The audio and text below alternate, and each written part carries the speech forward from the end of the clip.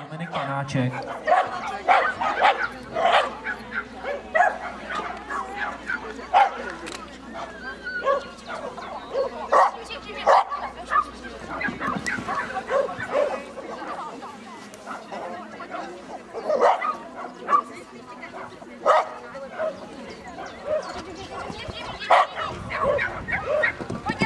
Takže Jimmy s Janou Kochanovou se nám bohužel diskvalifikovali. Po doběhnutí bude startovat Lenka Šircová s Kevinem, která už se může chystat na start, po ní se připraví Dominik Panáček s Azískem.